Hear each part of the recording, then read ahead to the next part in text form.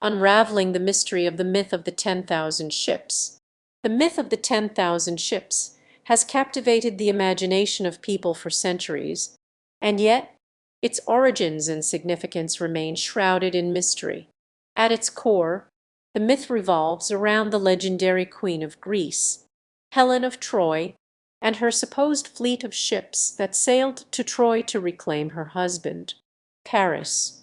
The myth of the 10,000 ships is often associated with the epic poem, the Iliad, written by Homer. However, scholars have long debated the accuracy of Homer's account, with some arguing that the poem was written centuries after the events it describes. This has led to questions about the historical basis of the myth and whether it was ever more than a literary device. One theory is that the myth of the 10,000 ships was inspired by the actual naval expeditions of the Mycenaeans, a civilization that flourished in Greece from around 1600 to 1100 BCE. Archaeological evidence suggests that the Mycenaeans did have a significant naval presence, with several shipwrecks discovered off the coast of Greece that date back to this period.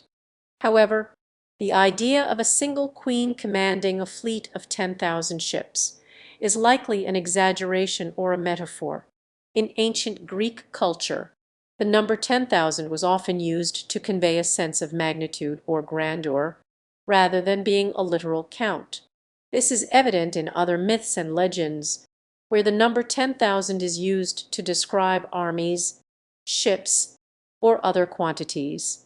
Despite the myth's likely embellishments, it remains a powerful symbol of female agency and leadership in ancient Greece.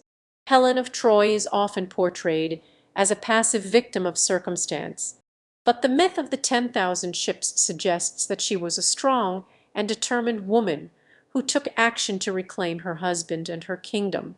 The myth of the 10,000 ships also speaks to the complexities of war and its impact on women.